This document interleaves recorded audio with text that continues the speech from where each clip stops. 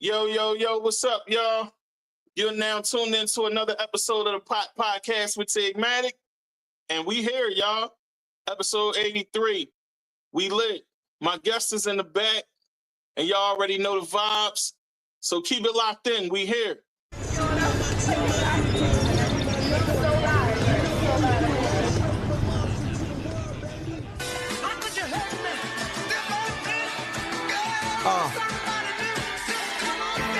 Big whipping, yeah, Memphis, I'm back at it. Niggas notice the difference, just more chrome, Prezi, no stones. And trust, we ain't ducking no shots you niggas throwing. We been off that, niggas been off map. Any continent they name, niggas been on that. They want do-rag bleak, they want blue top blizz. That'll tell these pussy niggas that you can't live. Niggas knock my grind, can't stop my shine. Tried to tell them I was chilling, but today I got time. My gun legal, weed legal, so illegal. Before I leave you, young man, I try to lead you, try to school you, give you game, stay neutral before the judge or these youngins put it to you. It's big business, big cribs and shit. This the way a gangster movie's supposed to end this shit. This the scene before the credits, something they can't edit. We all getting chicken, all my niggas is breaded. We smoking all that butter and you know I got my mind right. You know I got a story, let me show you what it sound like. I used to whip the coke in a little water, but then I moved that flower, I'm out in Florida. That little hustle now turned to brick and mortar. I'm trying to leave something for my son and daughter. You get a chance, look at me now. Them run-ins with the law, ain't no booking me now. Got that dude stay popping off, me fall, knock it off. I been got it, dog, fuck you think I stopped for? Gotta remind these niggas, this what the grind did. When I'm in Positano, that's what the rhymes did. These opportunities is what the God did. And this rock life bigger than that mob shit. You already know what it is, man. It's rock for life, rock solid. You say mafia, Ace Gang, and them butter boys. It ain't a place in the world you don't see me and my team out there getting money, my nigga. You know what we do, man, straight from Marcy to the world, baby. It's nothing but billionaires on my team, nigga. We building nothing but entrepreneurs on this side if you thought different. And everybody got their mind right, man. And you know our story. I got my bro Just Blaze in the studio cooking up a masterpiece. You know what we do. When the rock in the building, that just mean it's hot in the building. Come get your mind right with us, man. It's what we do, man. I got nothing left to say, man. But if you feel away...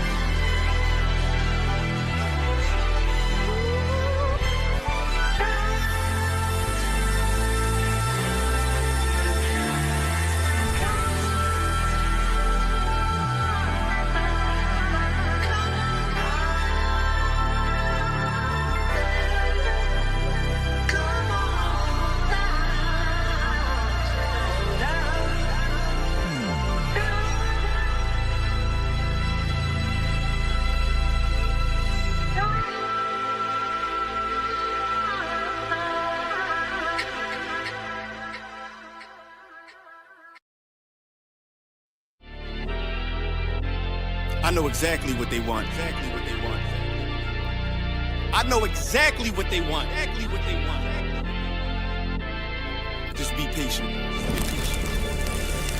My name is my name, power and glory, I never change. Stand on loyalty, remain the same. Say what you mean, speak on my name, you go to war with me. We move the same, you think that it's for me. Running the game, kicking the door with me. All through the pain, the snow, the rain, the ups and downs. My name did more for me, y'all keep the fame. I want the glory, been that nigga, bitches never ignored me. Rich in spirit, little bitch can't afford me. Day one static, fix it with a 4G, red beam on it. You think I'm recording, kick in front doors, you try to backdoor me. We are not a gang, bitch, we an army. Book a Dan, you know I don't don't tell stories. Keep it 100 in enlightenment. You niggas fake baby K name Adonis. Mini Drake. Clip curl, but somehow I can shoot it straight. Insta clip, I can shoot 4 minutes straight. Turn this to the Super Bowl if I need to. I can hit your chief up with an eagle. Set you up on the score, but they lied to you. Why you letting them niggas mislead you? My name is my name. Power and glory. I never change. Stand on loyalty. Remain the same. Say what you mean. Speak on my name. You go to war with me. We move the same. You think that it's for me. Running the game. Kicking the door with me. All through the pain. The snow, the rain, the ups and downs. My name, they're more for me. My name is my name. Power and glory. I never change. Stand on loyalty. Remain the same. Say what you mean. Speak on my name. You go to war with me. We move the same. You think that it's for me. Running the game. Kicking the door with me. All through the pain. The snow, the rain, the ups and downs. My name, they're more for me. You won't see it coming. I move like a crook. A thief in the night. So watch what you put. My aim precise. These bullets 12 inches long. A block away. I could take off the foot. Don't ask me no questions if you know my stance. Bitch, I'm the man. So thanks in advance. They mean a rifle on top of a tripod. If they ever tell you I was taking a stand. Think I run up on me, but I'm way too advanced. Spinning with choppers, turn you into a fan. Can show you the steps, but won't hold your hands. They thought they could stop me, it ain't go as planned. How I get this far? Cause I took a chance. Really got ranked, keeping it a band. This ain't what you think, better think again. This ain't what you think, you better think again. My name is my name, power and glory. I never change. Stand on loyalty, remain the same. Say what you mean, speak on my name. You go to war with me. We move the same. You think that it's for me. Running the game, kicking the door with me. All through the pain, the snow, the rain, the ups and downs. My name, they're more for me. My name is my name, power and glory. I never change. Stand on loyalty, remain the same. Say what you mean, speak on my name. You go to war with me. We move the same. You think that it's for me. Running the game, kicking the door with me. All through the pain, the snow, the rain, the ups and downs. My name, they're more for me. With the war with the real, the fake, the snake, the mobsters. Blame it on y'all. Y'all created this monster.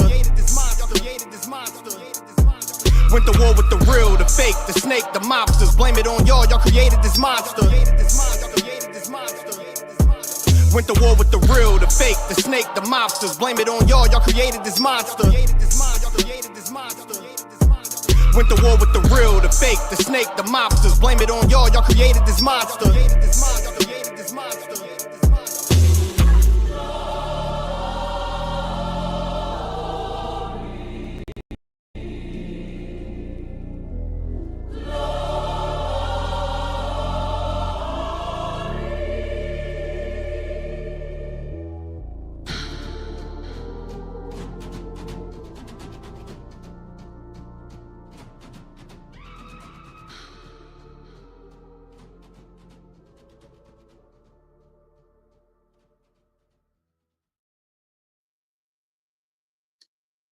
Hey, folks, we're here. Welcome to another episode. We moving and booming, y'all. Hey, listen, it's Friday. I hope y'all taking it down, relaxing, sitting back and watching the pod, you know what I mean? But listen, I got a spitter, a top 10 spitter at that. You know what I'm saying? From the Philadelphia streets, he out here making a name for himself and bringing the bars heavy. As they say, the bars is heavy. So, without further ado, we gonna get right into it. And I bring y'all FireDaMisfit. Where you at, good bruh? I'm here. Hey, what's poppin', my guy? What it do? What's going on? Hey, man, listen, give yourself a formal introduction like only you can. You know what I'm saying? Because that's what I like to do for my guests as they do. You can talk as much as you want and as heavy as you want. Let's get it. Big zone. You already know what it is. Verbal war zone. FireDaMisfit. I'm top 10. You already know what it is, man. I've been doing this for a long time. They know my body. Ain't that how they say it in New York? It's lit. We here. We here. Hey, man. Thanks for coming on, man. Thanks for watching the other night, too. And it's For good sure. to see that you was watching and now you here. So for those that did watch, y'all see he was paying attention and now he on here and we about to bring some things to light for y'all. So for those that know his body, like he said, we gonna get into it. So tell the people a bit about yourself for those that don't know though. So for those on LinkedIn, YouTube world that haven't got a chance to see what you do. I mean, simply put, just a person from North Philly. I mean, everybody in Philly rap pretty much now. So it's like, you know what I mean? Everybody got the same story, but only difference with me is I really feel like I mean it more. Like I really feel the way about music. Like I like music. So I just been doing music for a long time. So battle rap has always been a thing in Philly. We used to just meet up on the corners and, run into each other, you chop it up, all that, whoever. We just meet up, it don't be playing. You don't know who you battling and none of that. So now when battle rap evolves into what it is now, I just know a lot of rappers because from rapping. So it came, Verbal Warzone comes out. I'm like, okay, they got the beats on. Get convinced into doing that. And then now from that, what I've been doing, I'm the only person that raps on beat exclusively that has over 1 million views on YouTube. I book battles for Verbal Warzone. I run a studio, Firehouse Studio 215. I'm an engineer. I'm an artist. I'm working on Fornication #9 right now. That's the 9th of that series. I got other projects out as well. So I got a lot of projects out, man. I just make music. That's what I do. Hey man, that's dope. So before we get into it, tell the people how you got started in the wasn't even battle rap. You know what I'm saying? How old was you, and what was the motivation behind it? Well, to start making music, I was one of them people that knew every song on the radio. Like back then, everything was on the radio. I knew every song that was on the radio. I just always liked music. My family does music. Like they all sing. I can't really sing, so I just end up rapping. Basically, I say, high school probably where it started at for real. When that's the first time I ever went to a studio. You know what I mean? I went with my man Jules. Jules introduced me to my man Verse. We ended up doing this. We ended up being a squad at All Family Till Death.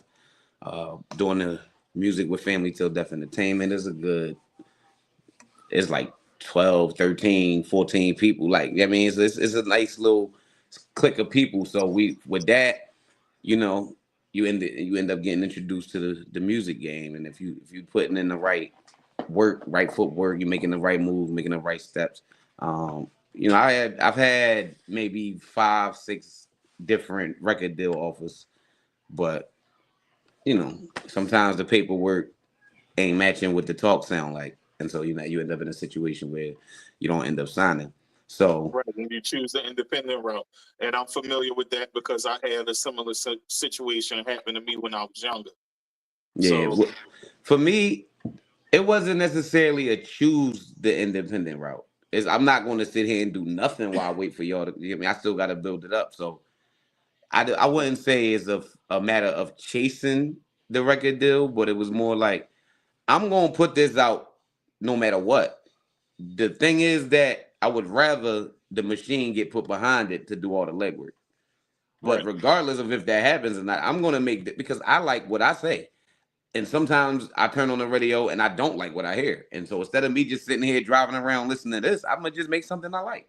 Now, if y'all happen to like it too, cool. We can make some money and, however it works. But I make the music. See, I make music because I like it. Some people make music because they need a check. They probably never had an interest. They don't really care. They don't know music theory. They don't know a lot of, you know what I mean? But I studied, like I was an engineer for 20 years, bro. You see what I'm saying? I want to record you. I need to know how everybody, okay, you learn something every time you're recording somebody. Right, because everybody has different vocal tones, vocal patterns, different ways. Yeah, so anyway, from all that, Family Till Death stuff, you know what I mean? Basically, from there, that's how I learned. I was a producer for a little while. I learned how to make beats, watching my man Verse. He would never teach me directly, but like I would just sit in the studio with him. Like I'm gonna tell you a story. When I was in high school, you know how you go on co-op and you go on the work, like it's kind of like work release if you in jail, but it's school. So if you go on co-op, basically you're supposed to be going to work during the time you're at school to gain that experience because basically you're graduating. So I went to co-op to Family Till Death Entertainment Studio. I got a letterhead put up. And so my co-op was to sit there and watch my man make beats and record people all day. That's what I'm doing this half of my senior year. This is my schooling. I'm supposed to be at school. You understand me? So that's dope. So that was something that I know a lot of people can't say that they got to do. So you know what I mean? So that was dope. And then from there, you just rap and it goes from family till death. That, something happened where the whole squad kind of dissipated. Then I ended up doing C&E music group with my man Gotti, rest in peace to him. You know what I mean? And Yeah. doing that got me some, again, same song and dance as a squad, the 17 people or however many people. So with this, I was doing a little bit more. A lot of those people, like I had people under me. I had them doing things. I'm doing shows, they opening up. I'm working the way I could work. At this point in time, I'm running around the city. I'm doing shows in Philly. I'm doing shows in Atlanta. I'm doing shows in Detroit. I'm running around. I'm moving. So I'm doing that for a while. Then it kind of ends up with the battle rap is a guy I know named Butter from the Block. We went to Cheney together. And I had not seen him in a couple of years, and then we run into each other, and so he's doing the battle rap thing. So I show up to events with him. I'm just watching everybody battle. They're doing the acapella battling. You know what I'm saying? Right. So then he tells me about Verbal Warzone. He's like, yeah, I'm gonna get you to battle. I'm like, nah, I don't do the acapella thing. So then Verbal Warzone's like, he's like, well, this on beat. All right, what you gonna do now? I'm like, give me somebody who's worth it and whatever. So he calls me at like 1:30 in the morning. Yeah, I got your first battle. You're gonna battle Mad Face. It's December such and such. I'm like, first of all, I didn't say I was doing no battle, so no, I'm not. He like, come on, you said you'll do it. So I look up Mad Face. I know who Mad Face is. I just look up his stats. I said, all right, I'll take the battle. Then I'm like, nah, I'm a no-show. He said, nah, you doing the battle. So then we get off the phone, and then maybe I say a week later, the flyer drops. My name's on the flyer, it's me versus Mad Face. So now, before I could say I ain't agree to this, my other homies is hit me up. Yo, I see you got a battle. Yeah, we popping out. Everybody. So it's like, now I got to do it. And then I battled Mad Face, and it went up. Man, that's what's up. That's definitely what's up. So, how do you handle dealing with all of these different personalities as you battle different artists? I handle it the same as being an engineer and recording different people. I interact with different people all the time. I'm doing shows in different states. I got to deal with different people. So For me, it's not really a complicated thing. I'm an only child. So no matter what I do, I'm dealing with more people than I'm used to being in my immediate vicinity. So it's not really a complicated thing for me. It is nerve-wracking, but you kind of know that already when you go into it, because you might be in a good mood, you in the all right mood, you in the bad mood, and everybody's in the same spot. So it's like, yeah, it happens. You can't really control that. So it's like, why stress yourself about something you don't got no control over? Facts. So what you like more, engineering or battling? Battling, because engineering is cool when it's cool. Sometimes as the engineer, you get people who are not very musically inclined, and I still have to sit here and record you and make you and do my best to make you sound good. And the funny thing about that is those are the people that want the 5-hour sessions. They don't want to just be here 2 hours. They want 5 hours at a time, every time. They want to book you for the whole day, and they're not saying nothing. And you got to sit there and listen to it and make it sound good. Because when they leave, no matter how talented they are, if it doesn't sound right, somebody gonna say, why does this sound like this? And they gonna say, well, I went to the Ball studio. And they gonna blame it on them. So now I have to make it sound like magic when you give it, you gotta polish a turd. Yeah. Hey, I can relate because I'm an engineer as well. And when I first started, I was a horrible engineer. I said this on BRL podcast. When I first started, I was a horrible engineer, and I've been engineering for 20 years now too. So now I'm nice with it, but at first, no. So, you know what I'm saying? It takes a lot of work and dedication. And like you said, when you're dealing with different personalities, you still gotta put that presentation on, like, oh yeah, I got you. I know how to make it sound like this and that, and then you do that, and like you said, you still got to deal with their personality from having them book you the whole day or whatnot. I'm gonna be honest. What I do now at this point, because I don't really have. I'm not a yes man. I just can't do it. It doesn't work well for me. If I don't like something, I don't like it. So a lot of times, if I'm in the studio and the person that's not, you asking the question that I asked already.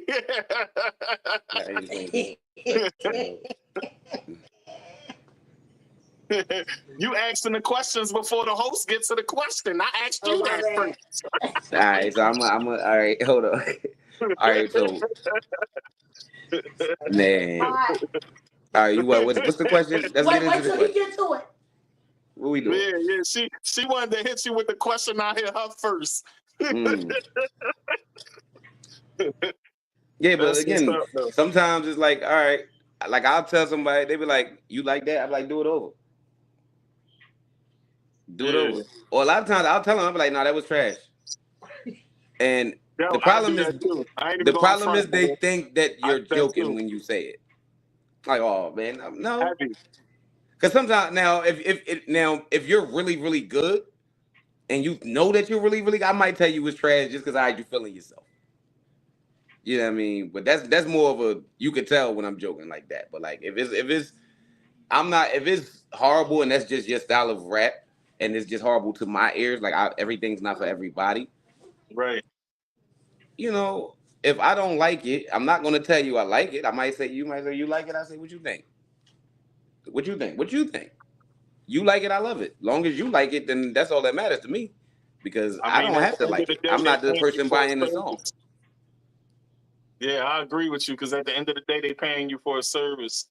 Right, and I'm gonna do my best. Really I'm gonna do the best job that I can do for that service, because I don't make music for everybody. Everybody, like some people just want everybody to get harmed on the song every time. Right. And I don't necessarily feel like doing that all the time. That's not what I do all day, every day. Do things happen? Yes, things do happen. Taddy grinding you up. That's cool. Why you ain't tell me about that? I did. No, but I told her about it. Because I thought you seen it, Taddy. My bad. You here, ain't you? Yeah, that means you got told about it. Right. It's been everywhere. Nah, I've been posting it since been posting. I will say this. I've been real busy, and normally I would have been more so on the promotion for this. I just been really, it's just a battle. I just battled last week through the event and battle, which I do a lot. And then, I still got everyday life. Wait, you in the background and the front line. Yeah, I'm pretty much. So what is dealing with that type of pressure like? Huh? What is dealing with that type of pressure like? To be on the front line and to be in the background, still making things progress.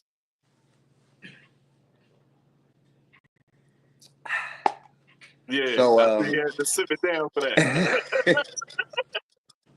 Honestly, it is a roller coaster. It is like, as an artist, right?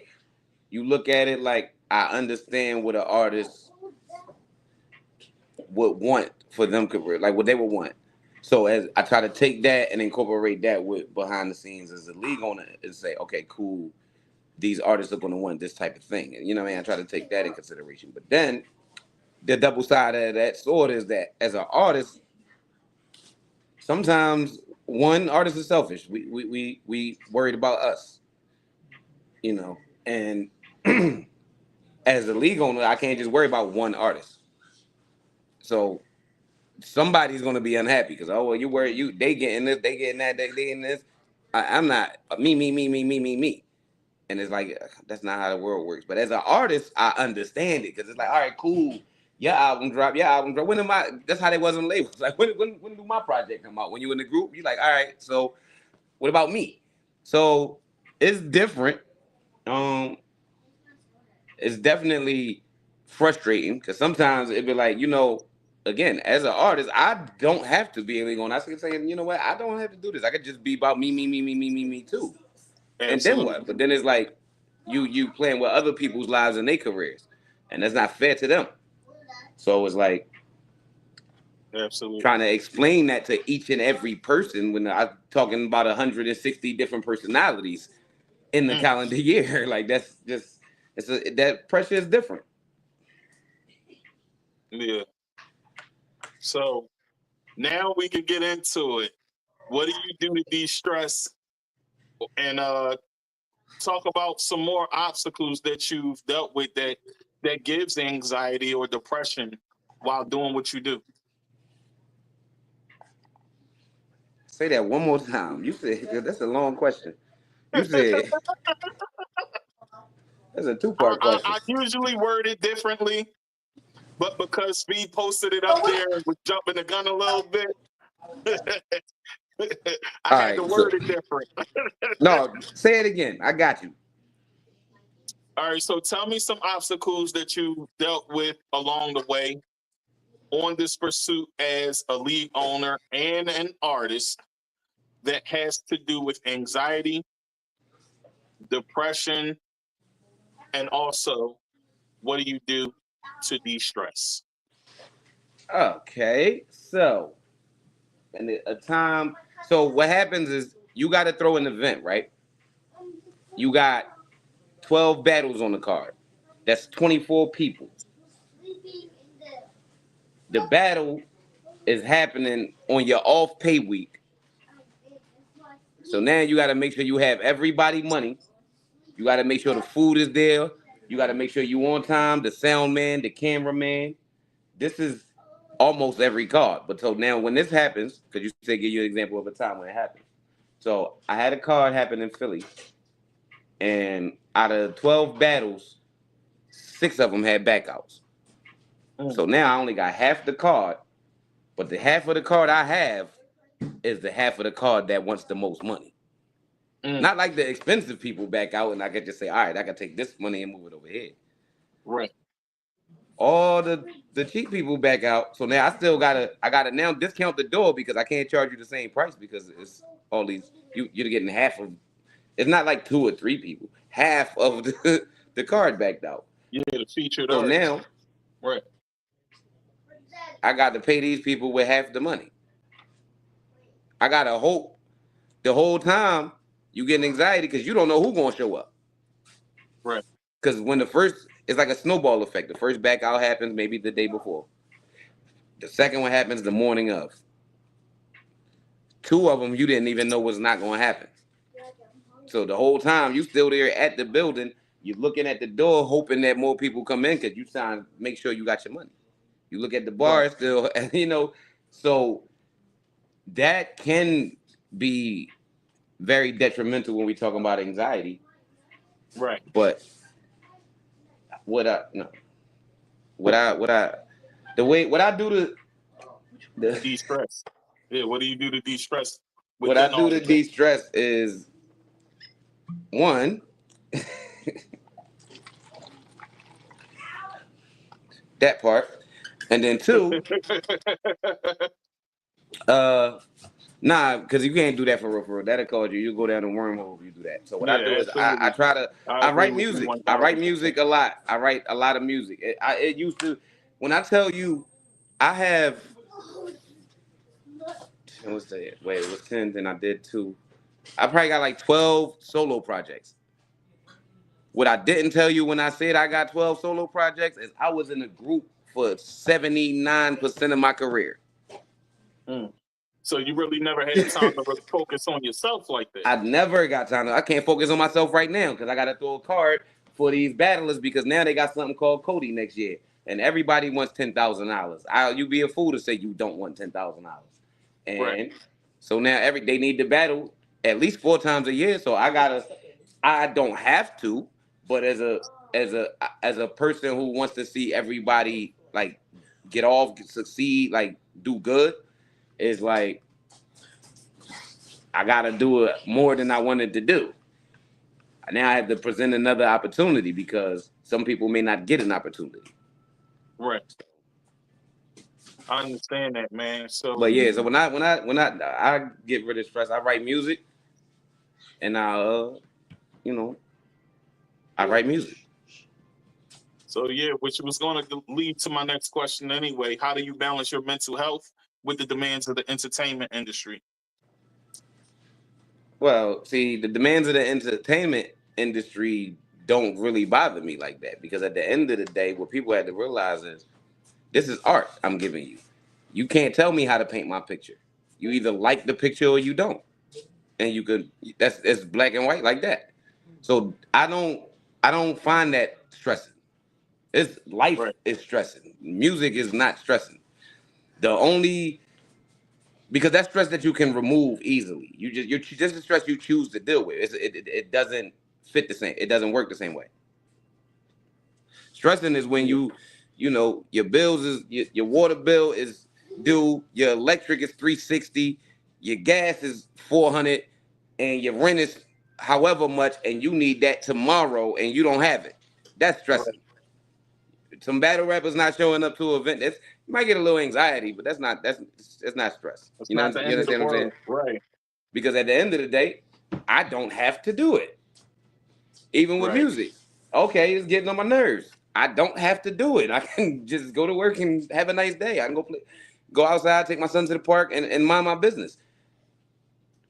That's just how I look at it. But I have a different outlook than a lot of people. Some people place high value on those things. It's something I like to do, and it's something I make money from doing, but I can make some money doing something else, and I like to do other stuff too. So it's not that deep. Yeah, I could dig that. So how do you balance being a father and an entertainer at the same time? That is hard. That is stressful. Because it's not like my son lives with me. You know what I mean? Because that would be a little bit easier. But in real time, it's like it's 24 hours in a day. It's just how long do you feel like you need to sleep? Yeah. You know what I mean? So if I can't be there physically, then it's video calls. There's all type of stuff in technology nowadays. It ain't as detrimental. Like to just ghost your child is wild. That's what people do sometimes, and that's different. I agree. I don't respect that, but you know what I mean. Long as you can interact with your child, you good. I get my son as much as I can. You know what I mean. I don't just be like, oh, well, I'm busy, I just can't do it. No, you gotta move stuff around or schedule accordingly. Because a lot of stuff that people get tired of doing be stuff that you planned. You said you can say no. It's okay to say no. You don't have to be a part of everything or be everywhere. I don't spend as much time doing music as people may think. I do a lot of music, but it doesn't take me long to do it. Right. And then you got to think, my son is in bed by 10 o'clock. He's 8. I'm not going to sleep at 10 o'clock. I'm a grown man. Yeah, I got a 9-year-old, so I can relate, bro. You know what I'm saying? So it's not as, the thing with that is, okay, if I get off at 4:30 and you going to bed at 9 in traffic, I can see you for maybe an hour, or I can see you tomorrow. People, you just got to balance your time. Like if you know realistically that you around all the time, then it's not a. You know how many times I tell you this? I go pick up my son. I talk to my son for about 20 minutes. Then he go get on the game. Long as I'm there, he cool. He don't want to be in my face. He got stuff to do. He got a personality now. That's how that works in school. Right. So like he not really yo, what's up? All right, cool. But when you don't have that, so some people just don't have the opportunity. They go through it. The domestic stuff is a thing. You know what I mean? And so those people is still different, because now when they see you, they cling to the hip because they haven't seen you in the millennium. Right. So, one thing I say is you can't really tell nobody how to raise their kids. People got different. Kids is different. People, I mean, everybody's different. So for sure, what's good for one person is not necessarily good for the next person. Yeah, and as they grow older, their personalities change. Yeah, my son. No, see, and a 12-year-old. Yes and no, because my son's been the same since he came out the thing. I'm telling you, he is like, all right, you know how they tell you how you was? And then you got to think of how whoever you made the baby was, how they was, and you put that together, and then that's what you got. My son to tell you real fast, whatever's on his mind, he gonna tell you, because I was like that. And if that, but the thing is, I knew how to say, you know what, maybe I shouldn't say this right now. His mother don't know how to do that, and neither do he. So he just say whatever's on his mind when it's on his mind, right then and there. Yeah, I can understand that, man, and it will change as your child starts to turn into a teenager. You're gonna see it firsthand. No, listen what I'm telling you.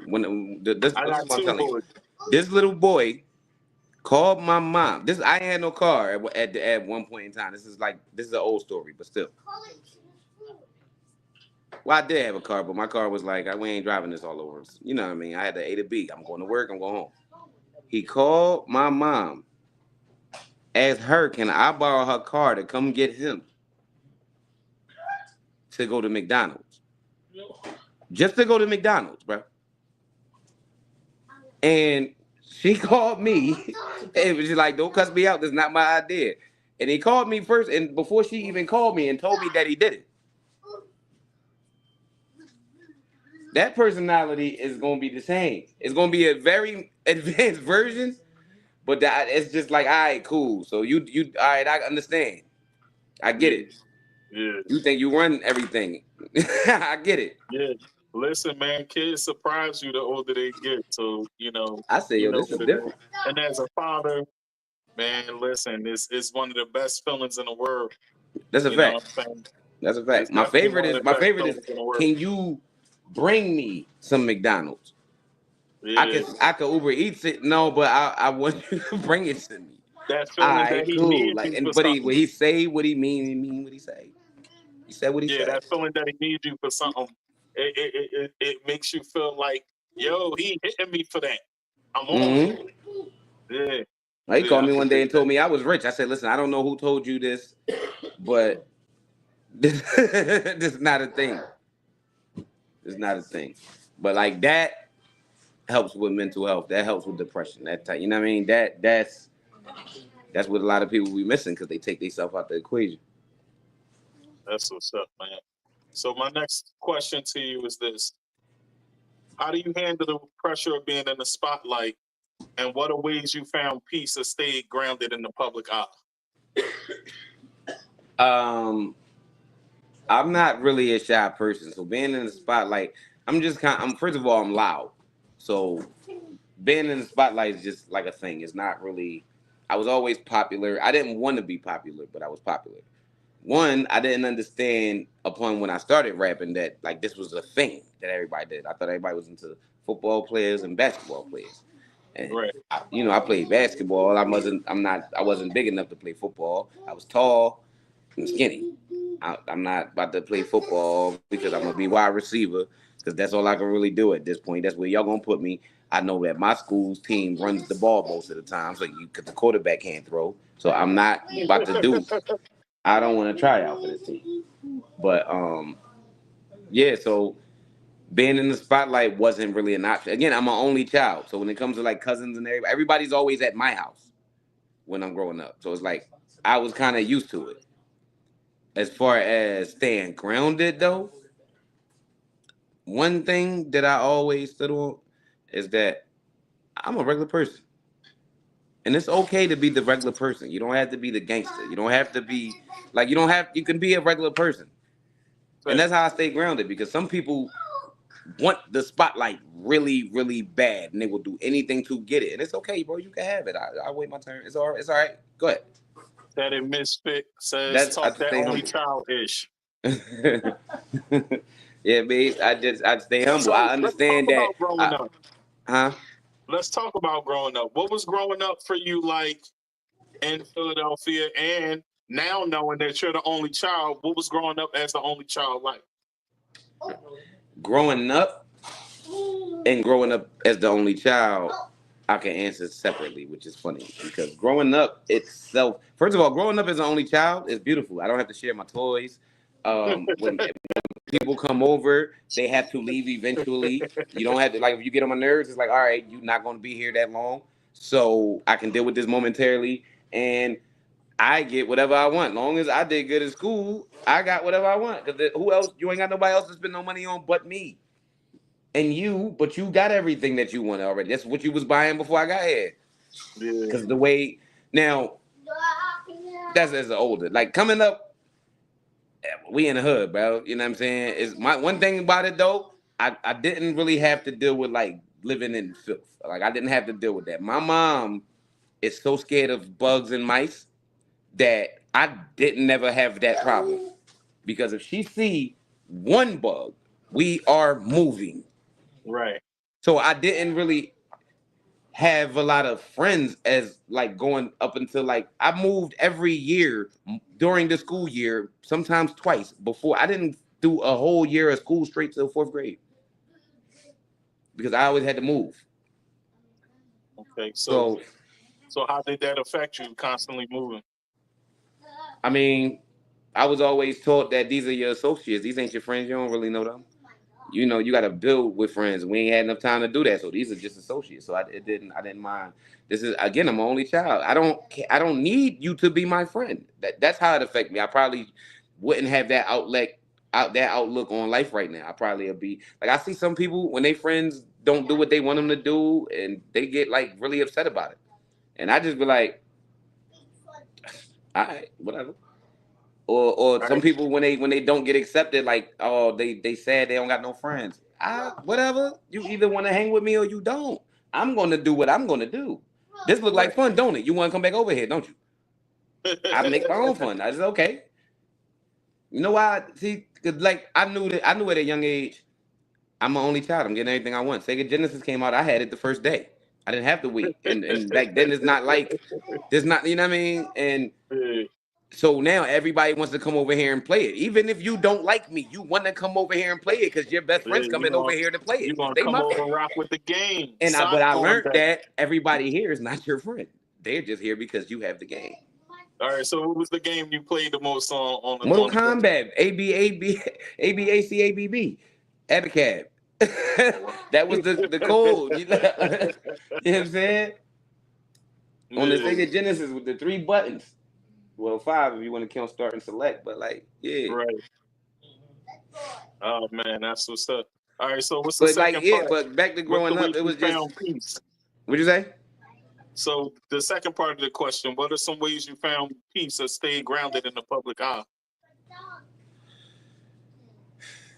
I found peace. Peace is subjective because you can find peace in the. I find peace going fishing. I find peace grilling. You know what I'm saying? At the same breath, it's like in a given week, something extra happens 3 or 4 times, and I'm just like, why? Like, I just want peace. So it's like that. You technically don't find it yet. So, you gotta console in what you can. The little stuff that you can do. I can say tomorrow, I can just get up and go fishing if I choose to. That puts me at peace because I don't have to now scramble and figure out, well, what to do. I don't have nothing to do. Oh my God, what I want to do? You know what I mean? I take peace in the fact that I can just get up and do something. I have a car. I can get up and just drive around if I feel like it. We don't, you know what I mean? Certain stuff that when you struggling to get and you can't do because you always got to pay for this and pay for that and pay for that. Soon as you able to do that, you find a little bit of peace. I pay my rent and be happy. Be mad when I look at my wallet, but I be happy in the fact that, you know what? I don't got to pay it tomorrow. Right. At least the bills is paid. At least you taking care of what you need to take care of, and you can keep it moving. I agree with you 1,000% on that. And listen, peace can be subjective, and I do believe that it is depending on what you see as peace. Like you just said, fishing. Some see it in exercising. Some people see it in moving. Some people hit the gym for their peace. You know what I like to do? Whatever you choose as a great. This is what I like to do. I take, and I'll go in the kitchen, right? And randomly, because my girl cook most of the time, I don't really be in the kitchen. But one day she was like, I don't really feel like cooking. Let's go to the store. And I'm like, I hear you. And I walked in the kitchen. I didn't say nothing. Came back an hour later with a meal, masterpiece. You hear me? Mwah. Because I don't cook a lot. When I do cook, it's like, because I can really cook. That's the vibe. Like I really cook really well, so it's like, it's kind of it'd be now it's like it's dope. And then the other end is she ain't had to cook. She ain't had to get up at all. She's grateful for that. I'm humble. You see what I'm saying? Yeah. That's what's up. You find your peace where you can find it at. That's what's up. So how do you think the music industry or entertainment industry can do better with mental health awareness?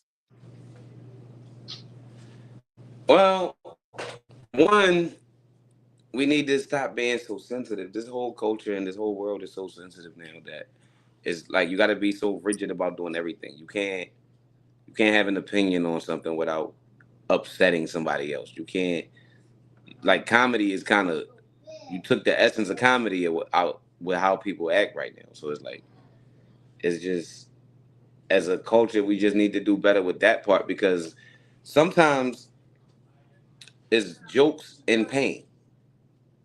And that's a coping mechanism for some people, to be able to laugh their pain away. Yeah, and you strip them of that by being so sensitive. Right. So I just feel like, I don't know, whatever agenda got pushed that got us here, we need to start retracting. Like, stop, like, let it go. It's not that deep. Everybody, you know what I mean? But in terms of what we could do better is just really just kind of speak on it more. The problem with that is the people who usually are going through that don't want to talk about it at that time. Right. You know what I mean? One, because in their mind, you know, sometimes it's just easier to put it to the back of the, I don't want to deal with it right now. And then other times it's too in your face, so you get emotional. Right. So you got to be careful with that too, because you don't want to trigger the wrong things. But at the same time, I think it's like that because it's just like a bad aura around it. Like it's not supposed to be done. So now people feel like, oh, if I speak out, people gonna look at me crazy or think I'm a nut or judge me. And it's like, if more people speak out about it, it'll become normal, and then it'll be an okay thing with people to speak out about. So it's like, bringing more light to it always helps, but I guess it's the manner of how the light gets brought to it that we need to work on. Yeah, I agree with that as well. I also believe that advocacy for speaking on your mental health. Hold on, let me do this. Let me interject 1 second real quick. Listen, I just thought about something because of what you're speaking about. So, like, shout out to Deuces Wild. We got a song called Suicide, right? I want y'all to tap into that. And that's, you got to have an open mind. It's not what you may think it is, but it's just to bring awareness. And you got to understand how we did it. It was serious in the beginning, then it came to a rap where it's like, nah, I'm tripping, this is a joke. So you got to kind of really tap into that joint. But go ahead. Yeah, that's like I was saying, this plug. Yeah, I think advocacy for speaking on your mental health can help more, especially in the music entertainment industry, because of the simple fact that a lot of our artists are going through it in real time. You know what I'm saying? We going through real life situations, you know, as we would say, real life ish going on, you know what I'm saying? And life be lifing. And a lot of the time it just look like glitz and glamour, but for real, people be going through it. Nah, that's real. That's real. And then it's like, sometimes it just feel like there's nothing you could do about it. And you got to kind of figure it out, because at the end of the day, you feel like you have no help. Yeah, I mean, sometimes you don't. I would say do some therapy or something like that. You know what I'm saying? Because it works. It works. A lot of our people think it don't work. I've been doing this for like 8 years, bro. And I can tell you, as a person that got shot in the top, had PTSD for this long. Wait, you said what now? Yeah, you heard right. I got Me shot too. in the top. Me too. You know what I'm saying? I lost a piece of my brain the size of a golf ball. I didn't You do feel that, me? but I got right here. Yeah. Right here. Yeah. If you could see my scar. My nerves, so these I cannot move this eyebrow at all. So a lot of people think I have a lazy eye. My eye, I 20/20 vision. I just can't move this eyebrow. I have nerve damage here. These are dead. I do the people's eyebrow really well because only one goes up. You know what I'm saying? This is, but it's, you know, I like your personality, man. You're real laid back, but you're real funny too, man. But I'm serious and I ain't capped yet. You know what I'm saying? It's because it's like sometimes people don't know how to talk to people. That's a fact. You know what I mean? And again, I don't have to be the loudest voice in the room to get my point across. I'm just louder than most people in real life. Yeah, I can understand that. So let's get into it a bit, man. That was fire. Let's talk about this battle. Caption. Let's talk about battle. Let's get into the battle rap a little bit more. You know what I'm saying? Battle rap is cute. I personally, I'm at heart, I'm not a battle rapper. At profession, so? I'm a battle rapper, if that makes sense. When I started making music, I never wanted to battle. I run to rap about money and girls. You hear me? Because that's what I know a lot about. Yeah. You know what I mean? We could talk about certain, and then you make certain songs, but it's like you don't want to get indicted. People just, I don't know where that left the essence of hip hop, because now it's like you just rap about everything. It's like, no. So and then what happened? Everybody's getting indicted. Yo, thought y'all was getting away with it. Why? Now that you said that, though, you gave me the perfect segue for my next question, right? Let's explore the intersection between music creation and fun. What are some specific songs that you channel personal triumphs or accolades? My songs or like other songs that I hear? Your songs. Like something that really, so like real life songs. Yeah. I got a lot of songs, G. Okay, so one of my early projects is a song called I Gotta Get It. This is before I ever was a battle rapper. I had 20-something thousand views. This is way before I was ever a battle rapper, right? And at that time, that song was about, I've been in a group all this time. I'm doing this by myself. This is me saying, basically, I'm doing my solo project. By myself, just me, no home. Like the song is, I Gotta Get It. By myself, just me, no homies. Yeah, I'm gonna stand on my own feet. I gotta get it. Like this is I'm quoting directly from the record. And so even in the video, I had some of my homies there, and then they kind of glitch out of reality. Like they just disappear. Because that's the whole point of the song. And it's like at that point, I need my own bread. I need Teddy Riley money, Cyrus Miley money, that Montana hand grants money. Yes, like that's what I needed. And that's how I felt. And it's on, shout out to Jeezy. It's on Jeezy Crazy World beat. I didn't even know that was the song. When I heard the beat, I started rapping. It was like on, back in the day, you had the J Arms mixtapes with 30 beats on it. I didn't know whose song it was. And after I did the song, I went and listened to the song and was like, it's crazy because my voice is really raspy on the song. And it's like, it worked perfectly. And shout out to Jeezy. But that one, I got a song called Amen. Shout out to Freedom Writer. Shout out to Trap Man Kane. You know what I mean? And on that song, I basically speak about a young man that was kind of getting reckless in it. I'm like, yo, you tripping? And he like, well, what I'm supposed to do? What's my options? And it's like, that was a conversation I had with somebody that I chose to put into artwork. And then I ain't gonna lie. Outside of that, I got 9 CDs called Fornication. I'm not gonna get into details. Yeah, so you said you don't want to get into detail? It's called Fornication. I don't think I need to get into details.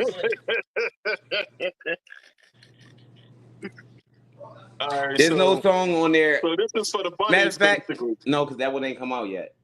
I got a song called Skin You In, right?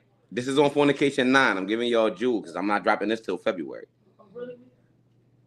So we went to Vegas for our anniversary.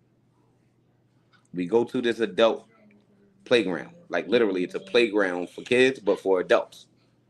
Right. This is how you know when you getting old. Okay? Right. So, because as adults, we shouldn't be doing stuff that 8, 9, and 10-year-olds is doing. Right. I ain't gonna tell you, I twisted my ankle on the sliding board because it was the loop-de-loop joint. I'm 6'4", and it just wasn't a good idea. And then they got this thing where you jump in this Velcro suit and you bounce and you stick to the wall. Now, in hindsight, I probably should have jumped backwards, but I jumped forward. Bust my lip all on the, I mean, so she get a little scratch on her face. And you know how women are. We got battles coming up. We got, by the way, I'm talking about Nadia Ali. We got Shout battles out coming to up. Nadia Ali. We got It'll battles be coming up. We coming got next, shows. y'all. And she like, my face. I'm like, I kissed her. I said, man, shut up. I let her skin you in. And cause she like kind of sad. And I'm like, you know what? Thank you. Because that just gave me an idea. So I come up with the hook. I do the vocals on the hook. And then we do the verses. It's me featuring her. It's a really good song. That's dope. That's definitely dope. Y'all hear February. I might do that. I might drop that as the single. I don't know. I don't know what the single's going to be yet. So I'm not going to say that. But that is going to be on the album. So let's talk about the pressures of fame, success, and maintaining authenticity. How do you do that? You maintain authenticity by not being fake in the first place. That's the very, like, a lot of people have never been popular. A lot of people have never had no money. And so when they get the money and now they popular, they start acting different. Don't do that. Just don't do it. Just be you. It's okay to be you. It's okay to be a regular person. And even if you popular, you're still a regular person. Just because you have a lot of money does not make you still a regular person. You regular to me because I don't care that you have money. If we go out, you not spending your money on me, so I don't care that you have it. And that's what the problem. Like a lot of people be, oh, he got this, she got that. Oh, they doing this, and this person is doing that with that person. What difference did that make today in what you ate? Nothing. Nothing. So then you're spending too much time on it. So I just look at stuff a little bit different. Honestly, I feel like if everybody thought like me, the world would be a better place. I feel like everybody think that. Hey, man. So how has the fast pace and competition in hip hop affected artists' mental health well-being? How do you see it? Especially being a league owner and the an fast engineer. pace of it. Yeah. The fast pace of it will, because now you're trying to move at on somebody else's time. And one thing about being on somebody else's time, you got to worry about being late. You got to worry about performing to their standards. You want to, everything has to be up to par or better than the next person. You can't worry about yourself if you're doing that. So it's just,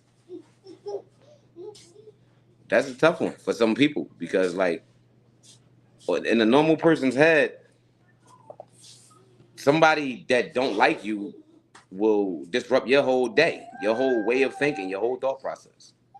That's a fact. And so now you're under pressure to perform. It's like, as a rapper, your first time on stage, your friends, whoever heard you in the house, know that this is it. We like this. But when you get out there and it don't even gotta be packed. It could be 20, 30 people that you've never seen before. And you know what I mean? That's happened to many in person. Just nothing. Get up there and just nothing. You draw a blank because you like, oh my God. So public speaking is one thing that they teach in school that you should, that's a class that you really should tune into. Because it's like, it helps you with that. Because even if you nervous, you can find a way out of it. Like a lot of them back in the day used to tell you, picture everybody in the crowd naked, and then they can't laugh at you. I never did that personally. What I used to do, because in most auditoriums, like in school auditoriums, there's a clock right in the middle of that row where the balcony is. There's usually a clock or some type of design right in the middle. Focus on that and you be good. Focus on that, now you in your room. You just got to make sure you don't step off the stage. It's the only time you really got to pay attention to anything else. Me personally, I like to look at people's faces when I'm performing, because I know enough people heard me do this before I got on this stage that I'm confident that somebody else will like it. And I don't need everybody to like it. I need somebody else to like it. Because again, I don't make music for everybody. Right. So So basically, it's okay if you don't like you're it. one of the type. So basically, like you one of the type of people that like to feed off reaction. Yeah, because it's okay if you don't like it, because now two things are gonna happen. If you vibing with me, we're gonna have this type of interaction. And if you sitting there with your arms folded with the mean mug, now I want to play every bar I got about what I did to his girl or what I do to you is going to you now because you got the mean mug. And you're gonna look crazy when they turn the camera on you. So what you gonna do? Loosen up, bro. It's not that deep. We having fun. That's dope. But it's also energy. You got to read the energy of the room. You know what I mean? Because don't do that to somebody who energy is giving off that they over there having an argument with their girl and they ready to go through it. Right. That you might not have a good night. To piggyback on what you said, you know what I'm saying? Everybody's not good at being a good speaker in the first place. Say that again? Everyone's not good at being a speaker. Like how you and I are just sitting here talking right now, and we really talking to the public, even though we're talking to each other, having a conversation. This is generally for the public right now. So for us, it flows like a river. It's natural. Right. But for some, they have a problem with expressing themselves. So what advice would you give the people with expressing themselves? I'm sorry, my young boy, my nephew, my young boy is over here cooking me right now. Or you ain't miss it. I had to turn it down. He said, "Man, you serious?" He's like, yeah, but one more time. What's the question? What would you give people? Give some advice to people on expressing themselves. As far as being a speaker or entertainer for the youth. This is for the youth right here, Jim. No. This is for the youth. Being expressive. It's for everybody, honestly. Whatever you are trying to get across, you have to speak it with conviction. Because if you don't believe it, you can't make me believe it. And one thing we say with anybody, if you go to rap music, if you go to whatever, a lot of times the person rapping the lyrics is not as tough as he's saying. But if he say it a certain way, you gonna believe it. I don't know y'all. I can tell you like this. I never met Jay-Z a day in my life, right? But when I hear certain stuff, I'm not about to question the authenticity of it because it's gonna come, and that's what it was a young guy named, what's his name? Slim Jesus. Slim Jesus had everybody. And when you first heard the record, 6ix9ine, when you first heard the record, but then when you see him, it's a little different, and you like, huh? Yeah, that's the fact. But we talking about speaking. It was said with enough conviction that when you first heard it, you knew. I could tell you like this. If I was to say to you, you ask me, you say, what's your name? I say, Fire. You say, you rap? I say, yeah. You say, you hot? I say, yeah, I'm hot. That's one thing, right? Now, if you say, yo, who you? Yo, I'm Fire. What you mean? Oh, you rap? Yeah. Of course I rap. Oh, you hot? Am I hot? Who you believed it? And I didn't say anything different. It's just how you said it. So public speaking, not really that it's not that hard because you just gotta, one, if you sure about what you're saying, just say it like you're sure. If you're not sure, then probably you should say something else. Yeah, like you said, say it with conviction, believe in yourself, and that's where it comes from. So it's like if I ask you like, yo, like, you know, you get money, you be like, I get a couple $. And somebody else will tell you, like, listen, man, I'm trying to tell you this how you get it. Who you gonna believe? All right, cool. I'm gonna go. This sounds convinced. This is how they do commercials. Well, it depends. It depends because in that situation, some people are humble. Again, that could be a thing. The most quietest person had the most money. Right, but so in that situation, it's a bit different. But in that particular situation, but if the person, either way, both of those people had no problem with public speaking because the person with the money that's humble is still going to be able to tell you when they start telling you how to get the money. They're not gonna talk to you like that because now you have to follow the blueprint. They're gonna talk to you different. But I get what you're saying. The way it was presented is definitely that could be a different. That could be a difference. That definitely could be a difference because a person can say they get money and don't have no money. Be capping. You know what I'm saying? But and there's a lot of people out we here. Not talking about that. We was talking about the public speaking. Right. And we ain't talking about that. He could be capping, but in order for him to be capping and make you believe it, he got to sell it, don't he? Right. But even as a speaker, sometimes it's just built off perception. You get what I'm saying? So that's even for entertainers. We done seen it a million times over. There's a lot of rappers out here say they get the bag, but they ain't living like they get the bag. So you can say it like it's real, but like you said, once you see that person, if it don't add up, it just don't add up. You know what I'm saying? So but see now that's two different. Perception is everything. That's two different subjects, though. You know what I'm saying? The validity of, like, if you just lying, that's a whole different thing. But we talking about public speaking. You know what I mean? And in order for them to do, they was comfortable enough to say that, and they sold it enough to make you believe whatever they were saying. Right, perception. So like it's perception. Yep. All right, so here's my next question: How has being open and vulnerable about mental health issues positively impact your music and fan relationships? We got to get up about 7. On the music tip, there's songs that I haven't necessarily personally went through that I shed light on. I have a song called Smile Sarah. I don't know anybody named Sarah. Well, I know a couple people named Sarah, but I don't know her. There's nobody named Sarah's a made-up person. Right. This is like Slick Rick was one of my influences. You understand what I'm saying? So when I listen to storytelling. Yeah, when I listen to the art of storytelling, this is something I always wanted to do. So for that particular song, it's just something I made up.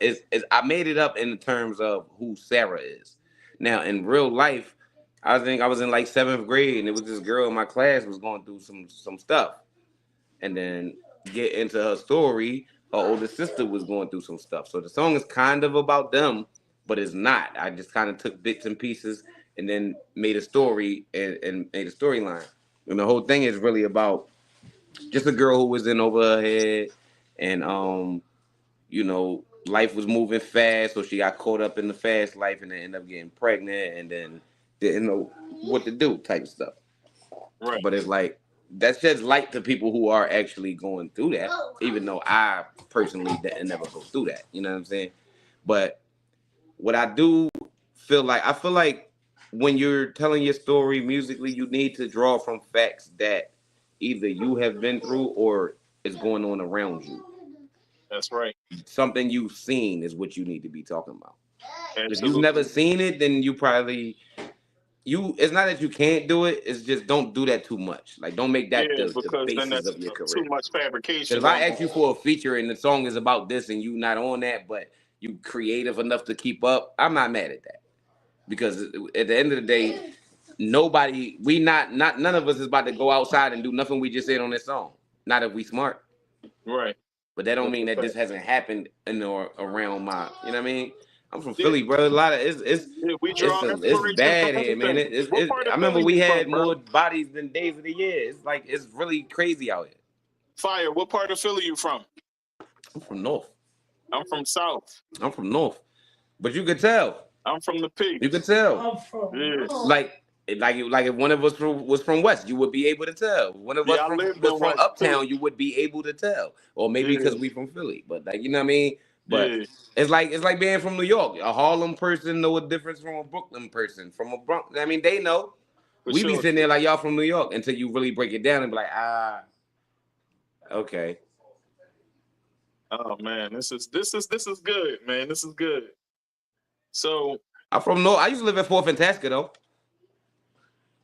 Oh, you was down. I used to live on Reed Street. I used to live on Reed Street. Well, all right. I got shot on 5th and Mifflin. Mifflin, yeah. Yeah, right in the middle. I used to go to what's that going school down on Dickinson Street? What's that school? That's the one they take the truancy kids to. That was like second grade. I can't remember the name of it. I used to go to school down there, but yeah, I I'm familiar. All right, so let's keep it light and talk about the evolution of conscious hip hop. That's How do you something. feel about the transition from hardcore to gangster rap to socially conscious themes, including mental health? How do you feel about it? That's two different questions now. No, it's all in one. That's two different questions. I'm gonna tell you why. Because the first part of that question was, how do I feel about the evolution of conscious hip hop? Now, to me, that question says, how do I feel about going from Q-Tip to Common to Kendrick? Yeah, you're saying from now all that the transitions. no, but that This is asking one question. Right, I get it. it I get what you're saying, but like that itself, I'm proud of that. I'm proud of that because like when like Kendrick just dropped what yesterday and today. Yeah, and I'll probably listen to like 3 songs. I'm gonna sit there and I want to listen to I was driving around. But there's like no skips on that, John, bro. Listen, bro. It's no I'm proud of the evolution of joint. conscious hip hop. I will say that. Now, this is why I said it's a 2-part question, because now when it comes to the other part where you added how we feel about the gangster rap and all of that, because that's a whole separate question, because I had to separate that, because I had to say that I'm proud of the evolution of conscious hip hop first. I had to address that separately. Even so, the question was 1 part, but I had to answer it in 2 parts. Okay, so how you feel about it? Elaborate a bit more. As far as the second part, mm-hmm. I feel like hip hop as a whole has strayed away from the fun part of it. So like even in the newer era, like when you have like your Lil Uzi's still having fun music.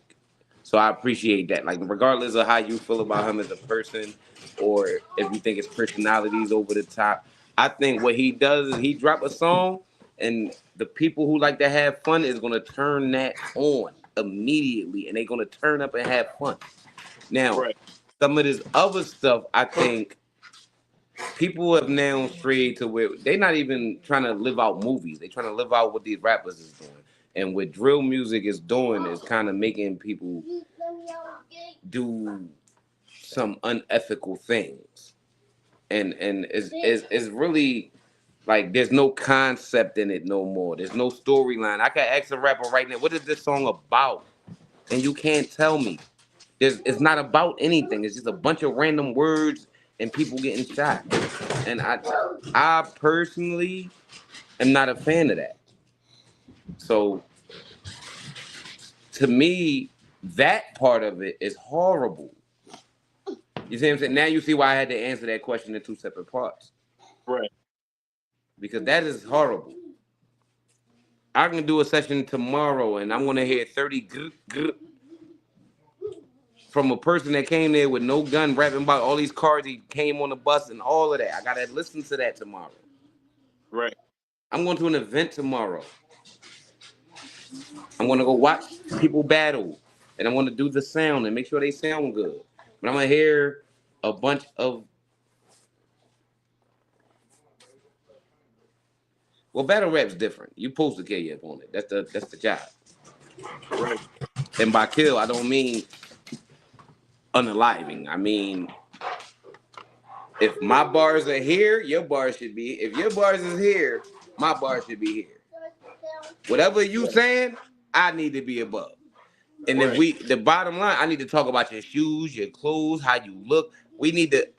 That's the job. That's the point. Yeah, that's the whole point of it. It's like having the dozens back in the day. Right. Your mama's so fat. This is that advanced. It's the big. That's the essence of hip hop, though. The battle rap. So, but as far as battle rap, because I did hear something like people don't like gun bars and battle rap that like to do the backpack rap. And what I say to those people is you got to understand. At the end of the day, this is like playing Call of Duty. I don't want to really go outside and do this, But you can't tell me this not entertaining. You just can't do that. It doesn't work that way.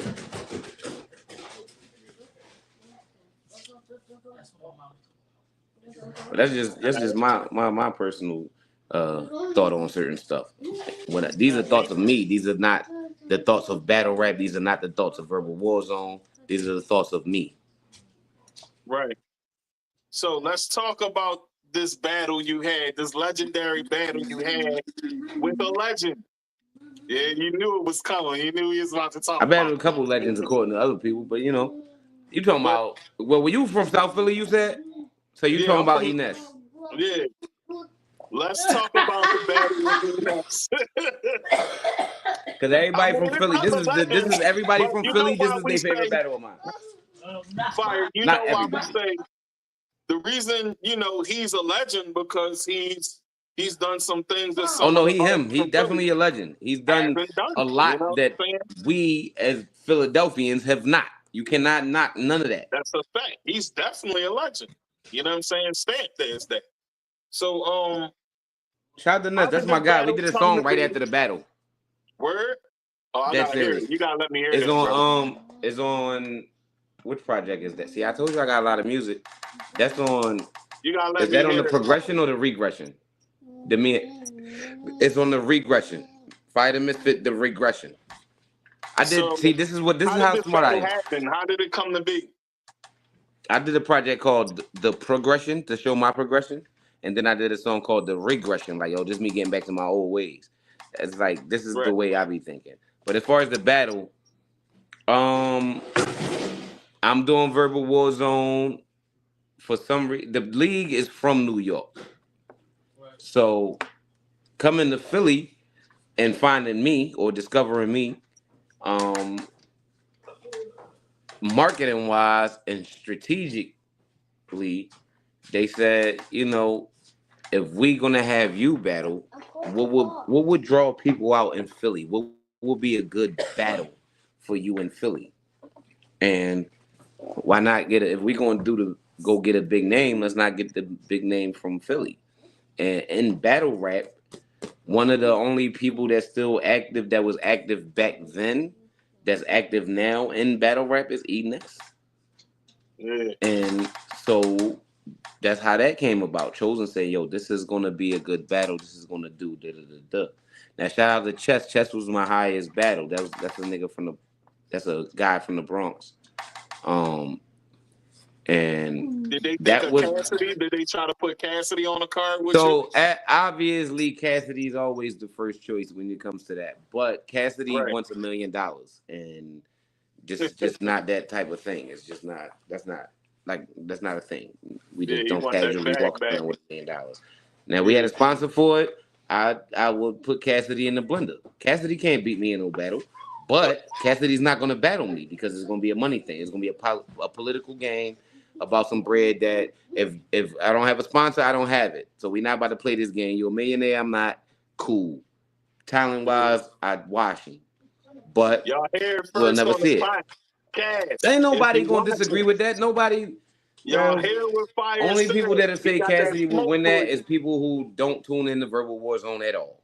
There's nobody who tunes in the Verbal Warzone that thinks Cassidy could beat me. People are not happy with what Cassidy's been doing in battle rap lately. Hey man, listen, I just said this the day before yesterday. The way y'all be acting like he out of the loop on the schemes and stuff is wild to me. Cause he be. I don't think he's out of the loop. I don't think he's out of the loop for what he's doing. I think he's getting better at what he's doing. You've been removed from the game. You've been out of practice. You got to knock the rust off. I get all that, but. Even when you go back in history and you look at him in Freeway, what Freeway say? Put on a beat. You know what they did not do? Put on a beat. And if you put on a beat, I'm gonna walk him, bro. But that's it. That's the same thing. That's the same thing. Freeway. Shout out to Free because Free took me on tour with him. I forgot to mention that. I definitely was on tour with Freeway. I did 5 dates out of the Freedom Thinkers Academy tour. You know what I mean? So shout out to him. Freeway. This is what I be saying, that it's not all battle rap, bro. I really do music. Like I've wrote for a lot of people. I've wrote for a lot of battle rappers. I've wrote for a lot of acapella battle rappers. People don't. That's why when people be like, "Oh, you be doing it on beat, won't you battle acapella?" It ain't gonna work on acapella how it work on beat. Yes, it will. Yeah, 'cause I it's not watched you the go same. crazy for It's something I not the said same. already. You don't even know you going crazy for me. You don't even Yeah. know. You think he crazy? You think he was cooking? Guess who wrote it? Me. A Fire. To be honest, I was happy to see a battle league where they was rapping on beat. And your battle with Ness was the first time I seen the battles on beat again. Salute I to ain't us. seen that since the 5-star era. Salute to us. You know what I'm saying? Big verbal war So zone. it made Big me want to verbal. watch Big and V. tap Big back zone. into battle rap heavy. It made me tap back into it. So that was dope within itself. So now And you know what you need to do? we about to talk about it. Hold on, let's get into it before we. You need to pop out to an event. And we ain't gonna wait. You need to pop out. Yeah, I gotta come from I'm in the South, so you know what I'm saying? I gotta come from the South to come back up home. You know what I'm saying? Which will be happening soon. Something wrong with my guest. I guess he might be getting a call. Is he there? All right. We're trying to figure it out. We definitely trying to figure it out. But yeah, folks, what we talking about for those that don't know, FireDaMisfit and I are talking about his legendary battle with Ines. And it was something to be seen, man. It was going real crazy. So hopefully I can get my guests back in and see what's going on.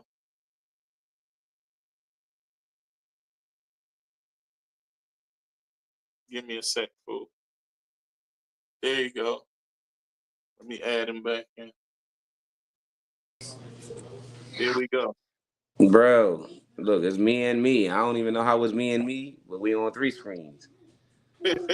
No, it's like, all right, boom. So if you call me, right, and I don't answer, that don't mean call me right back. That does not mean that. Listen, that happens a lot.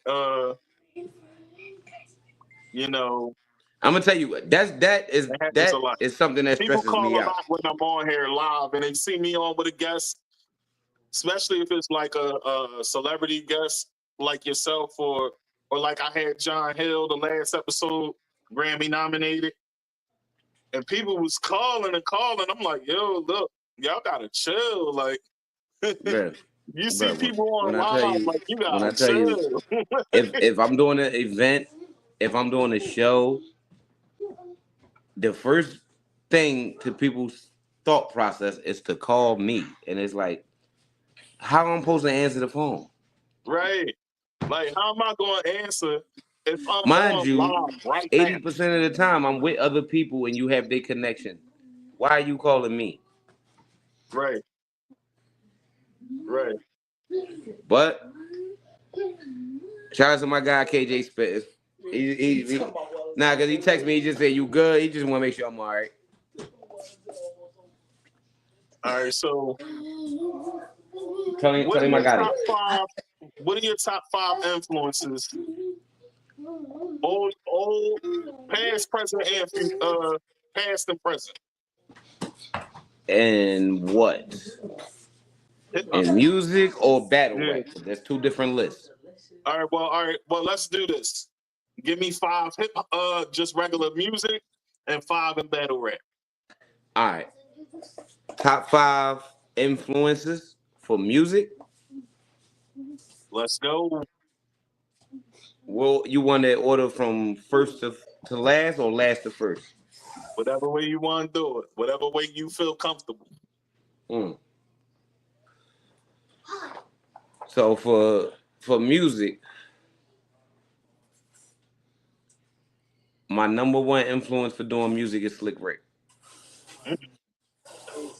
Shout out to the God If it wasn't for Bedtime Story, I would not be a rapper. Yeah, that was one of the ones that made me want to stick to. Number 2 influence, Jada Kiss. Shout out to Kiss. If it wasn't for Jada Kiss,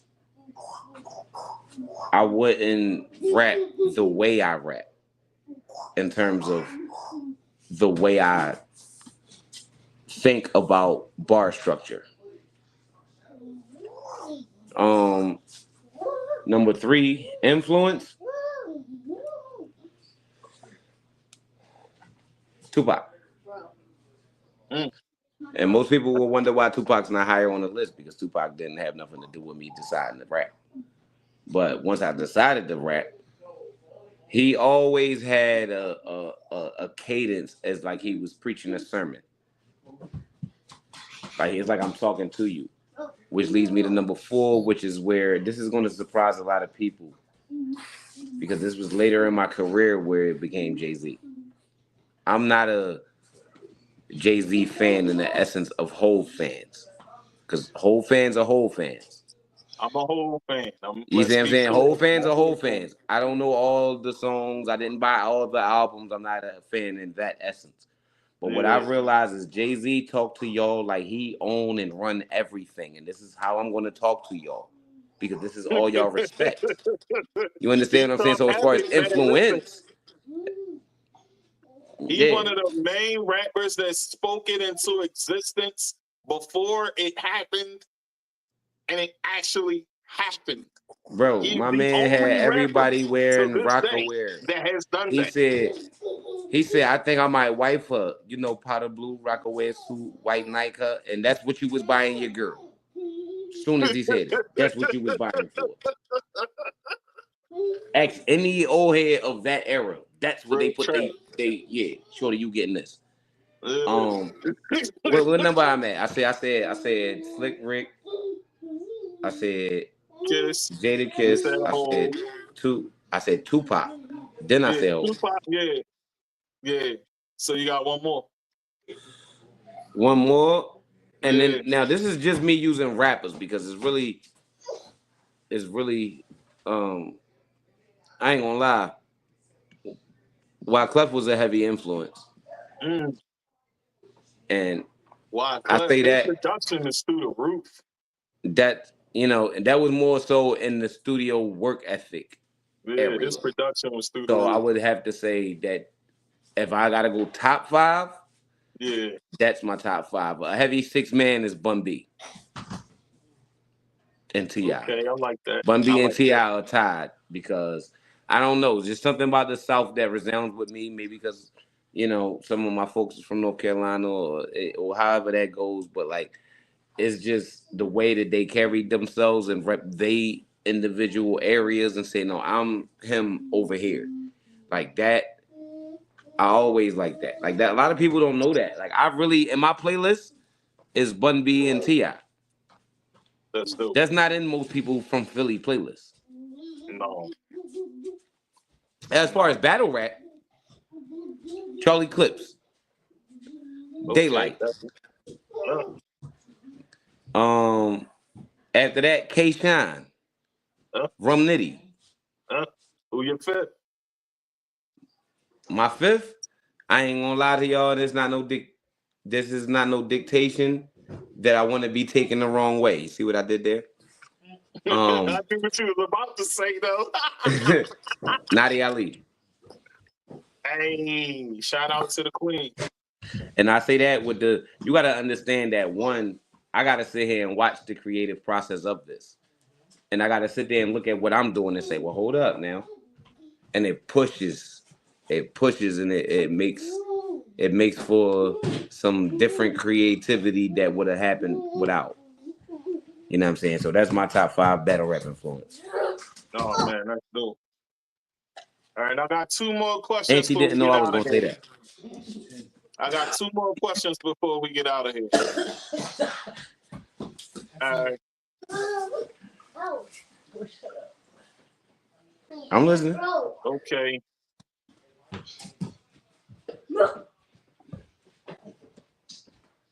Share a story with us about struggle, survival, and success for you. What? What would you consider a story of survival, struggle, and success for you? Why you slap me right there? A story of survival, struggle, and success. Mm-hmm.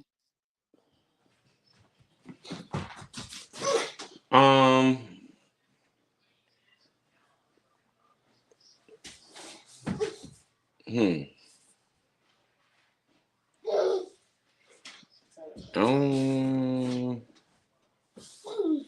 right. I was living down north because we from Philly. We say down north for those who just watching. Yeah. I was living down north in a house that was my great grandmother's, and unfortunately, she met her demise.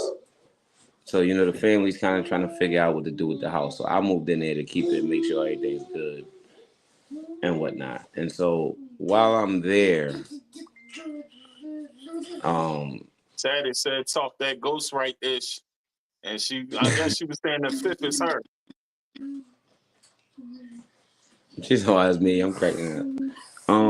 What I was saying? Oh, what you say? Survival? What? Survival, triumph, and success.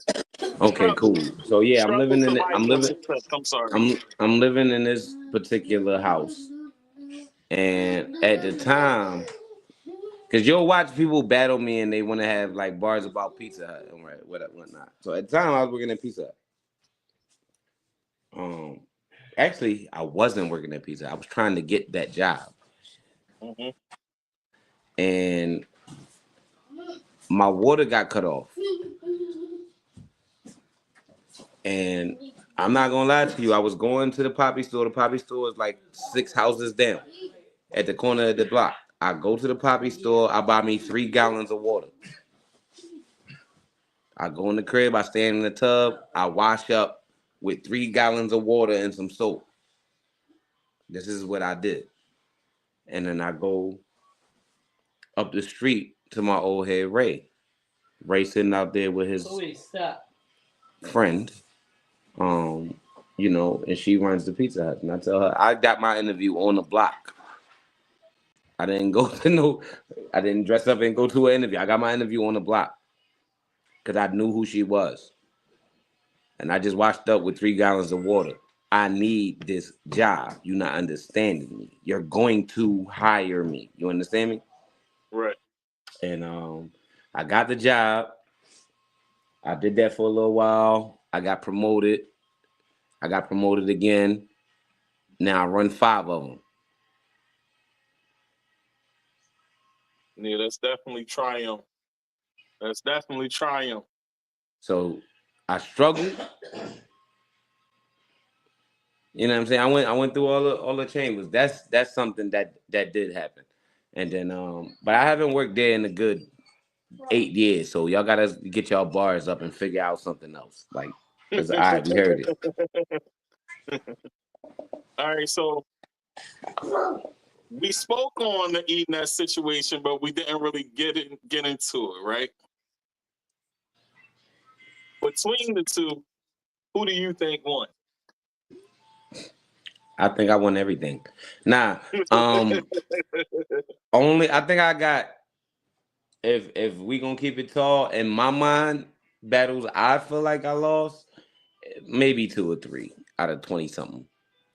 Maybe. And 2 of them it depends on what day I might watch it on a Tuesday and feel like I lost. I might watch it Wednesday and feel like I was tripping. You know what I mean? But the one clear loss, in my opinion, is Ill Will. Obviously I was very intoxicated. It was my birthday. I didn't have nothing to eat or drink all day besides liquor.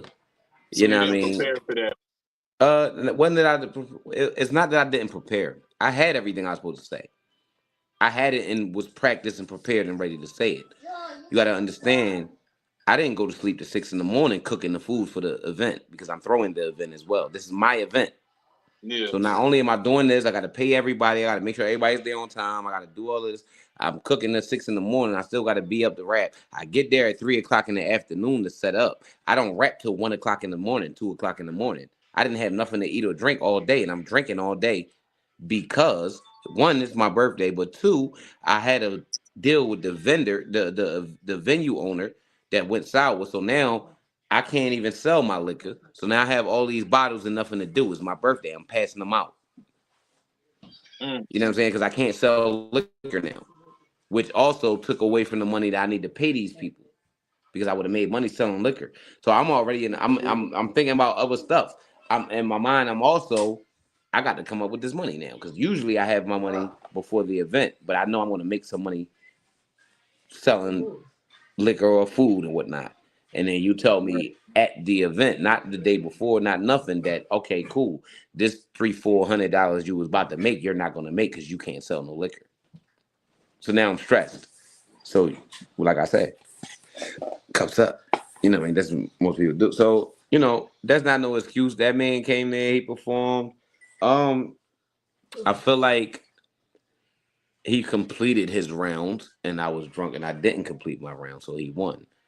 Do I think what he was saying was better than what I was saying? Absolutely not.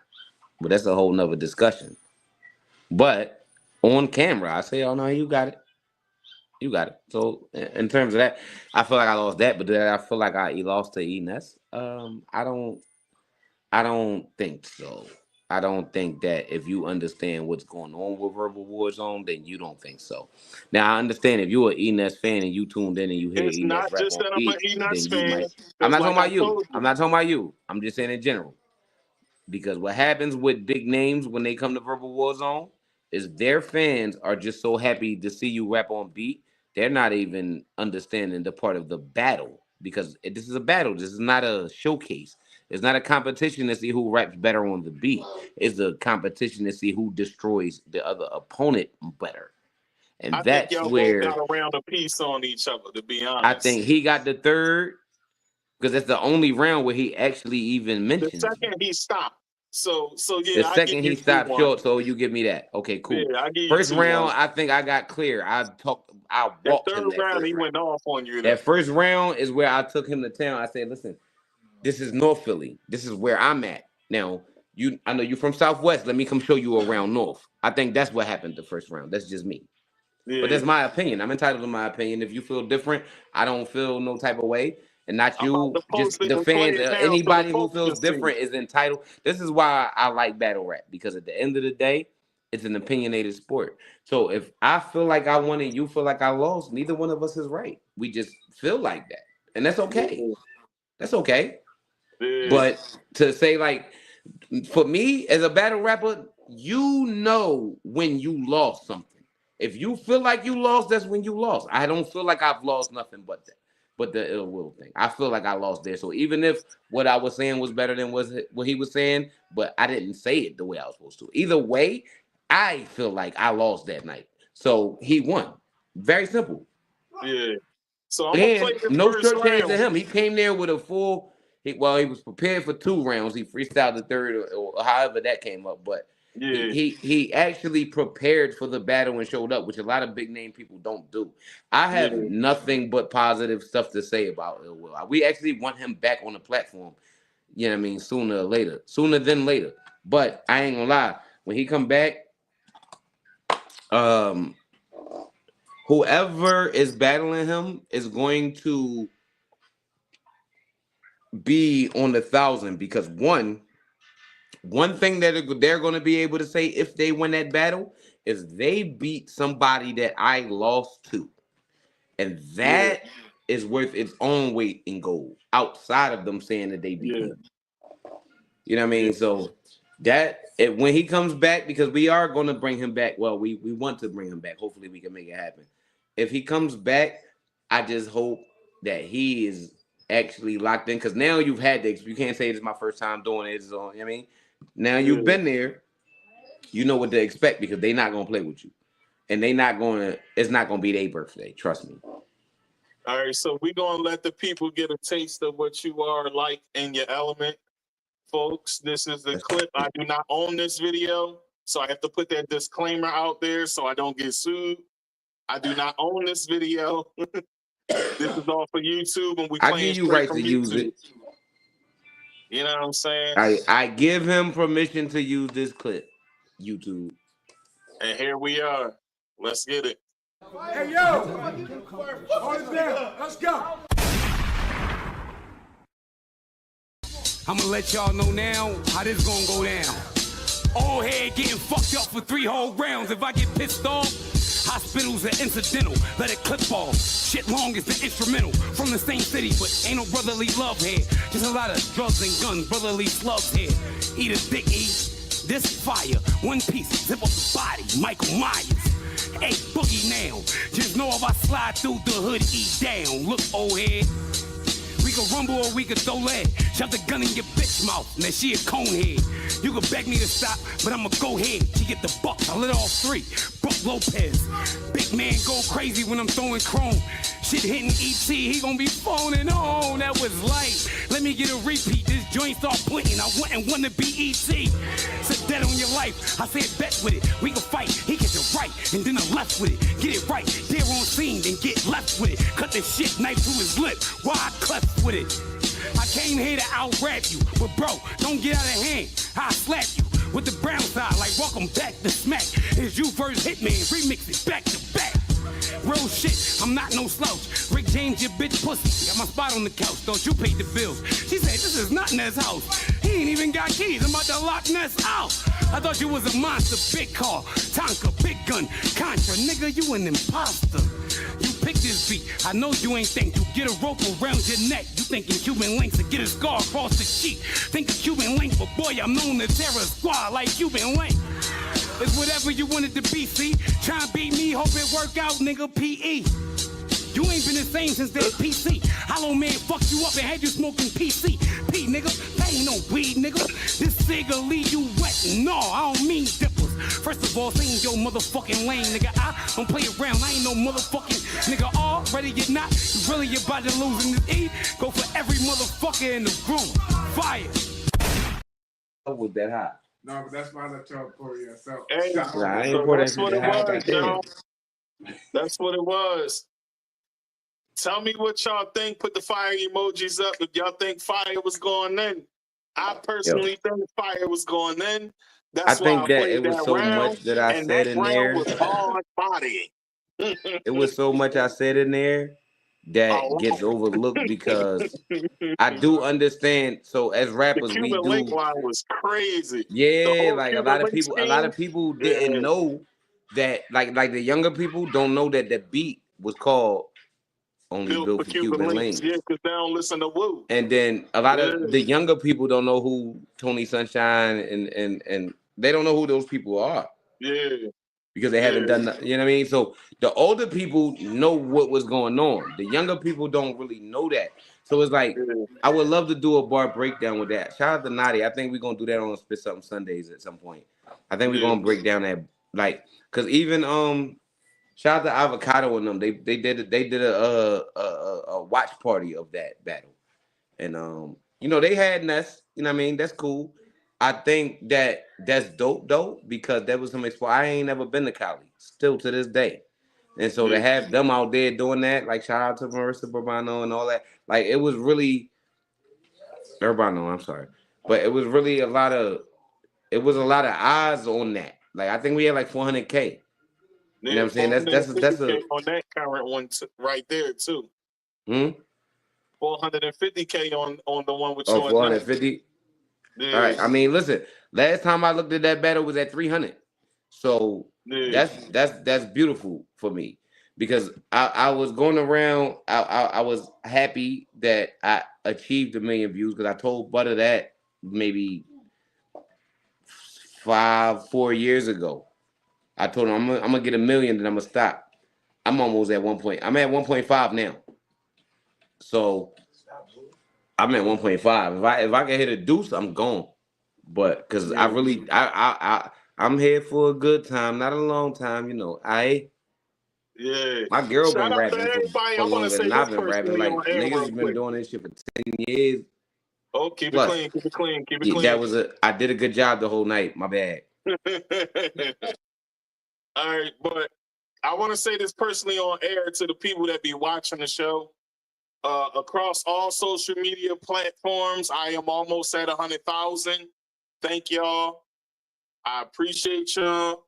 You That's know, on mean. Salute to YouTube, it's the you. only low space, but it'll get there. I'm only a year in. The grind don't stop. A year? Yeah, Salute bro. to you. That's dope. That's dope. That's heavy dope. I ain't I gonna lie. appreciate all the love. I'm in Africa, I do Canada. neglect my YouTube because I be so wrapped up in battle rap. So like my personal YouTube, one, it took me so long to get my actual name on there. Two, I just be busy. Like that, I just be busy. Real life be lifing. Might be life. So So like even right now, I should have probably went on my YouTube instead of my Facebook, but it I is what it don't is, really man. be on Listen, there. this is my last and final question. If it's 7. one thing life has taught you, what is that and why? Say it again. If it's one thing life has taught you, what is that and why?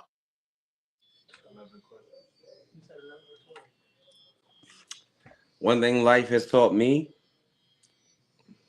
is not to take it for granted, because you don't gotta be. A lot of people don't make it to be my actual age. You understand what I'm saying?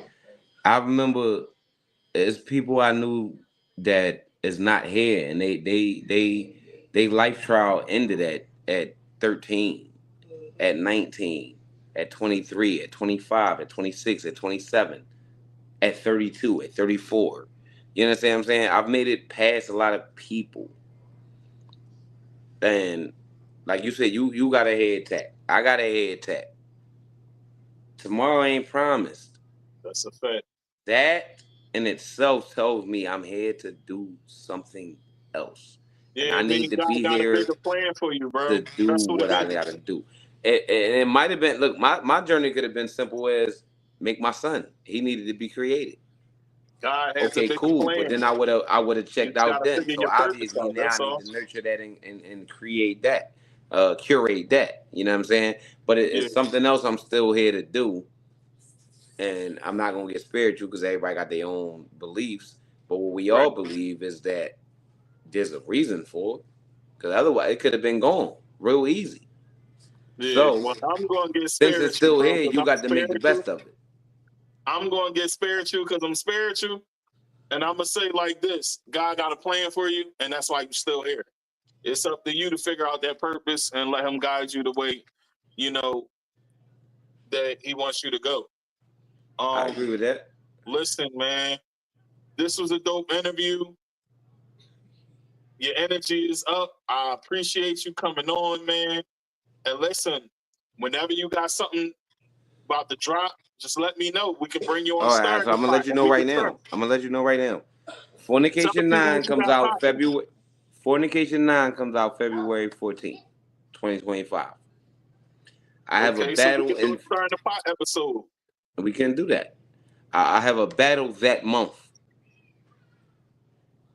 I could drop that name. I'm battling Pyro Trex that month on So Crooked Battle League in Connecticut. Let's get it. I battle. I was supposed to battle Murder from Baltimore. I was supposed to battle him last year. That is rescheduled for next year. That is coming soon. I'm gonna walk him, but I still gotta promote it. You know what I mean? I'm gonna walk him though. I'm gonna walk him. Yeah. John the Dime supposed to be coming outside. We rescheduled twice. We gonna see how that works. Yeah, I would love to see that one. I don't usually reschedule at twice, I definitely would love to see that but one, though. I really have something to say to this man, and I really would like to say it to this man. Anybody that you personally want on the card other than John, since you just called him out on air. I didn't call him out. We was already scheduled. He ducked me Yeah, but I'm twice. saying you still No. calling him out I just like want I to got something clarify to the say. record. He ducked me twice. I want you to understand. He ducked Straight like me that. twice. I Yup, wasn't supposed to battle Fonz. I wasn't supposed to battle Sirius Jones. I was supposed to battle John. I just want to clarify that. Now, outside of John, who I want to call out, I mean, they already know. Chef Trez and Charlie Clips need to come outside. And I talked to both of y'all. So don't make it like I did something on the internet or the interview to make it. I talked to both of y'all. Y'all already know what it is. It's up to the people now. I already told both of y'all what it is. Y'all hearing? Fire the Misfit. Hey man, it was Other dope than with you that, coming on, other than that, my next year consists of Pyro Tracks, February. Trap Man Kane, to be announced. Yeah. These are what's happening. The other stuff is, I believe, I can't say that. I'm not allowed to say that. So I gotta wait. I gotta remember you know what I mean? I could tell you when we off here, but like I can't. Not legally. I don't want no, you know what I mean? Yeah, man. If you signed that NDA, don't even tell me. I don't sign NDAs. I don't sign NDAs. But I know from a legal standpoint that I can't talk about that. You understand what I'm saying? Not yet. So I don't know if Tanner is still watching, but let's talk about Tanner's name and how you feel about Tanner's name. I feel like people feel like I should feel a way about it. I feel like what people gotta understand is, and shout out to Tatted. Shout out to Tatted. Make sure y'all go check out Tatted vs. Caution. That's out right now. When I met Tatted, like when I initially met Tatted, Tatted already had a tattoo on her arm say Misfit. So did I. Tatted already had a tattoo on her arm that say 215. So did I. A Philly tattoo. So did I. This is upon us meeting each other. Yeah. No, it's not. We just happen to be cool. It's not a squad thing that we call Misfit. It's not a somebody trying to be like each other or we was together. It's not none of that. I met her. That's what she had tattooed on her body. Yeah, she That's spoke what I on had it tattooed too. on So my body. I just wanted you to speak on it too because she spoke. Not because everybody thinks that like I don't know what people be thinking. People be like trying to accuse her of having ghostwriters and like Shorty really write her own stuff. Like I've been in the studio. I've been on the phone and privy to certain situations. There ain't nobody to write it. So where it come from? It's not like I know when somebody I write for people. I know what I don't write for her. I don't write for Nadia Ali. I'm not gonna tell you who I do write for because that's a whole different. You gonna stop my money. But I don't write for neither one of them. I don't even hear Nadia Ali bars before she rap them. Most of the time, maybe two battles I heard them Jones. It'd be like, nah, you'll hear it when we. Mind you, we live in the same house. I'm downstairs. I'm writing my stuff. I don't know what she's doing. I don't hear it. Neither one of them have a ghostwriter. There are other women in battle rap I have written for. There are other men in battle rap I have written for. I have not written for either one of those two artists. I'm just keeping it tall. Yeah. All right, man. So we're gonna end it. We're gonna get out of here. So leave the folks with something positive. Fornication 9, February 14th. Me and Pyro Tracks, February. Me and Trap Man Kane, 2025. Tell John and Charlie Clips come outside. Other than that, holla at me if you need studio time. 215-910-7785. I holla at y'all. Hey, and y'all heard him straight like that. Fire the Misfit, folks. Fire, man. Thank you for coming on. I appreciate it, man. Thank you for your time, and this was a dope interview. Thank you for your vulnerability, for sharing with the folks, man. And listen, I wish you nothing but more success, man. And I hope that whatever endeavor you do, just keep going up, man. I got one more thing for you before I leave. Anybody who's going through anything that involves like mental depression or PTSD or like just anything as far as mental health. Right. I'ma always tell you this. Some stuff is just out of your control but the way you attack it and the way you approach it in the morning when you wake up is up to you. So basically, your life is in your hands. Don't let nobody dictate to you that is otherwise, and ain't nothing gonna be put on your plate heavier than you can handle. And that's it. Hey, y'all hear those kind words of affirmation, folks? Humble Bees, hit my DM, man. I want to talk to you, man. Listen, I appreciate you coming on, man. And we definitely got to get you on Stirring the Pot so we can chop it up, but just about music only. You know what I'm saying? Last thing, because I did, and I ain't gonna lie to you. Last year. I know, but I thought about it because I said this earlier. Remember I said I was gonna wait to the end to see if he do it. Okay, cool. So I noticed at the beginning of the interview, you had played 2 videos, right? Yeah. And I noticed that neither one of those was mine. And I understand that people know me from the battle rap, but I'm gonna send you something, and I want to see them on the episode. Because I make music. So we gotta be clear Before on I'm this a battle one, rapper, I make music. But wait, I want for everybody to that tap part, into that part. we gotta be clear. There's a fee for that. I hear you. And we'll figure it out. We'll Yeah, talk all right, off well, yeah, we air, can do that. and We we're can do going to that. work it out. Yeah, we can do that. All right? Because Yeah. it's a fee for these interviews, my man. But the first one's always free. You know why? Because I'm rocking with you, and you rocking with me. Your video was a fee. So that's how I do mine. You know what I'm saying? Now, we're going to talk. We're going to talk. But the video was a fee. We're going to talk. But nah, salute to you. Y'all already know what it is. Stirring the pot. Yeah, stirring the pot and the pot. It's the Pot Podcast with Tigmatic. That's a fact. But we stirring it. We stirring too. All right. Salute to you, bro. I'm out. Hey, man. Peace. Hey, folks. Listen. My guest, man, he done gave y'all some vulnerability for the night. I hope y'all enjoyed this interview. I hope y'all enjoyed y'all Friday night with me. And I hope y'all take it down and turn up. It's a Friday, so enjoy it. Once again, it's your boy Tigmatic. And you just watched FireDaMisfit, folks. So keep it locked in. And we'll get at y'all. Peace.